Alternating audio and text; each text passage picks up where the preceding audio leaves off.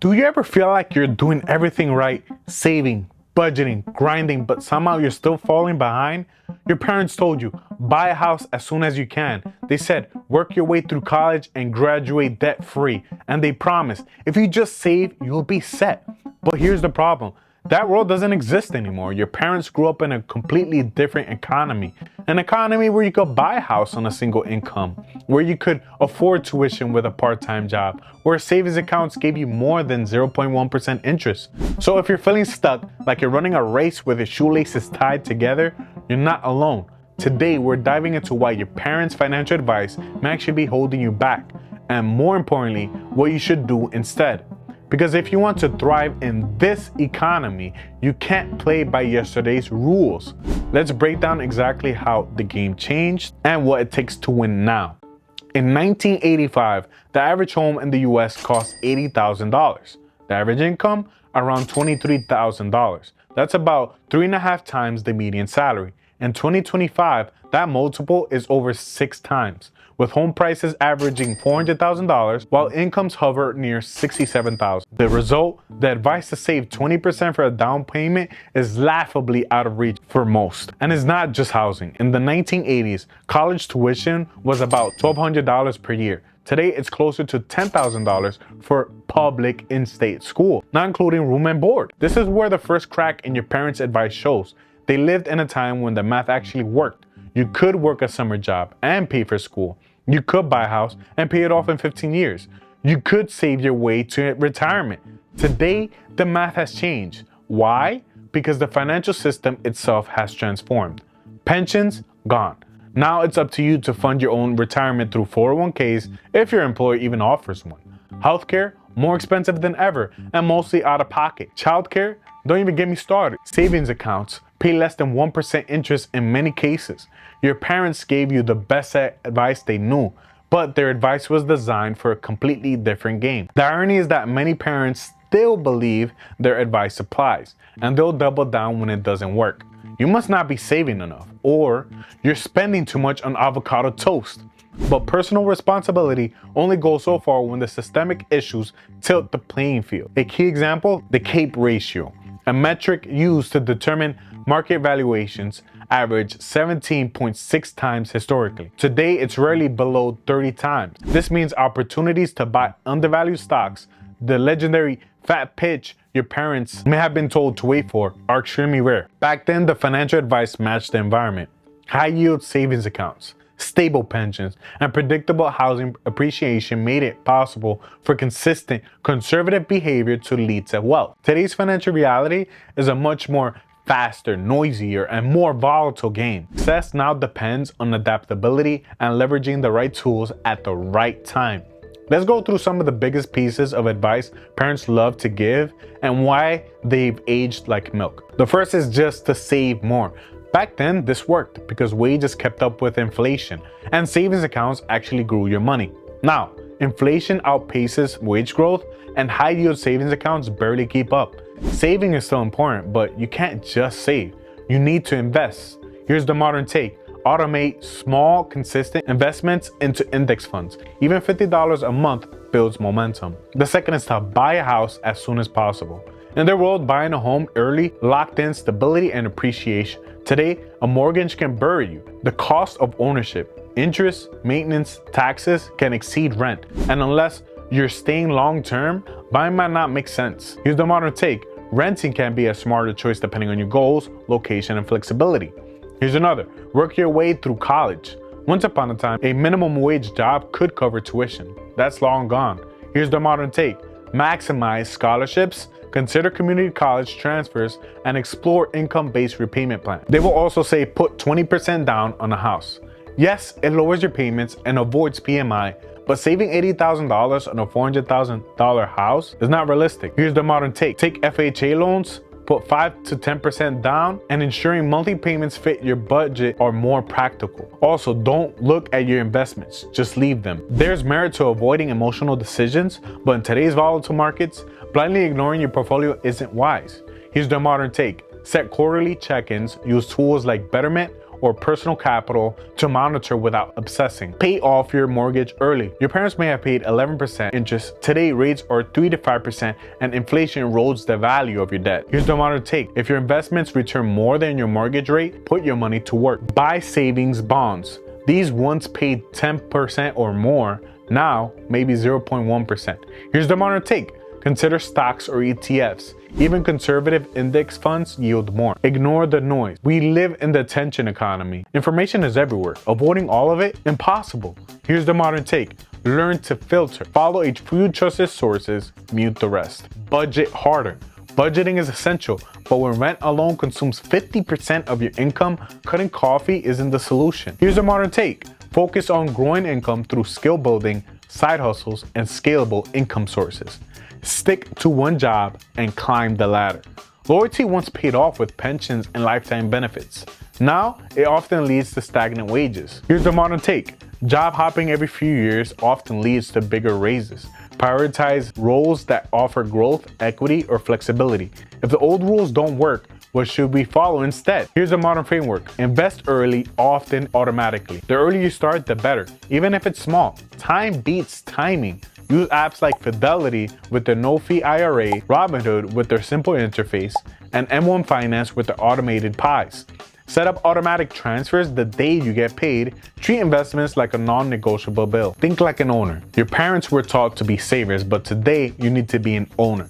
Own businesses via stocks, digital assets like domains, YouTube channels, or real estate if it makes sense. Ownership scales, saving doesn't. Build a flexible emergency plan instead of 12 months of cash. Consider 1 month in liquid savings, 2 months in a Roth IRA, which can be withdrawal penalty free at a certain age, a home equity line of credit, access to low interest credit cards for true emergencies.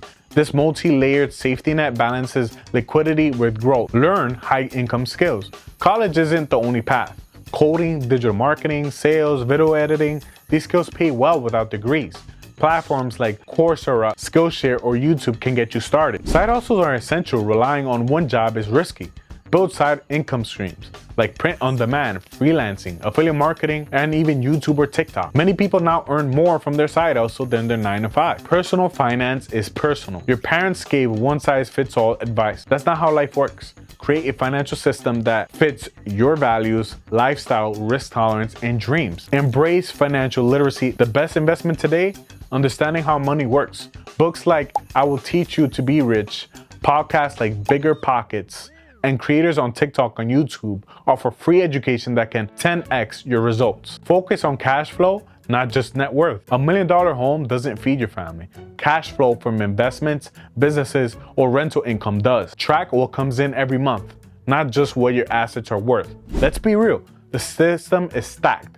Wages are stagnant, rent is insane, groceries feel like luxury items, and you have kids, forget about saving. This isn't a personal failure, it's a broken structure. But that's the trap. When your parents' advice doesn't work, you start blaming yourself. I must not be trying hard enough. I should cut back more. I'm failing. You're not. You're navigating a system that wasn't designed for you to win with the old playbook. And that's where guilt, shame, and financial trauma creep in. So if your finances aren't perfect, give yourself grace. You're doing your best in a rigged game. But now that we see it clearly, we can adapt. Financial empowerment in 2025 doesn't come from perfection. It comes from understanding. The game is harder now, the tools are different, and you have the power to write your own rules. Let's zoom in. Meet Alex, a 29-year-old marketing freelancer. Alex followed every rule, graduated with honors, got a corporate job, saved 10% of every paycheck. But even after 5 years, Alex found it possible to buy a home in his city. Rents kept climbing. Groceries ate away at his budget, and despite a spotless credit score, banks demanded a down payment that would take another decade to save. What did Alex do? Pivoted. Instead of chasing a mortgage, Alex invested in an online business, building courses and offering consulting. Today, Alex lives in a lower cost area, earns more than ever before, and is saving aggressively to buy property, not as a residence, but as an income producing rental. Then there's Jamal, a 35-year-old father of 2 who lost his job during the pandemic. Jamal was raised to believe loyalty would be rewarded. He worked 12 years for one employer, only to be laid off with a severance package that lasted 3 months. Jamal decided to learn web development free from YouTube and coding boot camps. Within 8 months, he landed a remote role, making more than he ever did before, with time for his kids and the freedom to relocate. And Maria, a teacher in her early 40s, she always dreamed of owning a home, but after years of paying off student loans and raising kids on a teacher's salary, the dream seemed out of reach. Instead of feeling defeated, she house hacked, renting part of a duplex she bought with just 3.5% down. That rental income now covers the mortgage. These stories highlight one thing: modern success requires modern thinking. These people didn't ignore their parents' values. They honored them in new ways. They still believed in ownership and responsibility, in building a better life, but they adapted those policies to a world that's very different than the one their parents knew. Let's get tactical. You heard the theory. Now let's talk tools. High yield online banks. Your parents may have saved at their local bank, earning 0.01%. Today, online banks like Ally, SoFi, and Discover offer high-yield savings accounts earning about 4% or even more. FDIC insured with zero fees. There are robo-advisors. They automate investing based on your risk tolerance. No guessing, no emotional panic. Options like Wealthfront, Betterment, and Schwab Intelligent Portfolios make building long-term wealth simple and tax efficient. Budgeting apps that do the work for you. Why not? You need a budget. Mint or Monarch Money let you track spending, automate savings, and build real awareness of your financial habits. These aren't spreadsheets, they're clarity machines. Side hustle platforms like Upwork, Fiverr, Etsy, Substack, TikTok, and Shopify weren't even words your parents knew.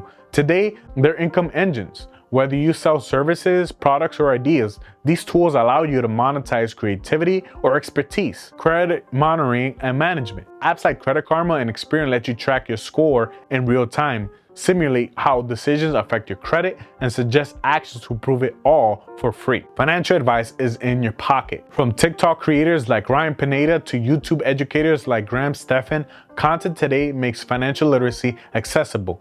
You don't need a financial advisor to get started. Just curiosity. There's also community-based finance. Reddit forums like Personal Finance or Financial Independence give you access to real people solving real money problems with transparency. Imagine your parents had that kind of collective knowledge. Your parents didn't have these tools, but you do. That's your edge. That's your leverage. These tools don't guarantee success, but they make success possible, even in a broken system. Use them.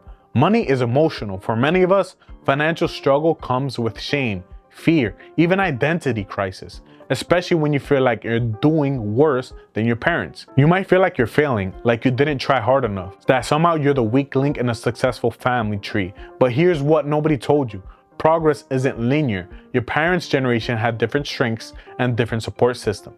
They didn't have crushing student debt or inflation like this, or the stress of a social comparison 24/7 via Instagram. You are navigating a storm they never had to weather. That doesn't make you weaker, it makes you stronger. Breaking generational patterns takes courage. Unlearning bad advice takes discipline. Saying no to shame and yes to modern strategy takes self-trust. Your job isn't to live up to someone else's blueprint. Your job is to design a life that works for you. And that starts with letting go of guilt. You didn't fail, you adapted, you evolved, and that's what real financial power looks like in this generation. If your parents' advice hasn't worked for you, it's not because you're lazy. It's because the rules change, and now it's your turn to write the new ones. Here's the truth.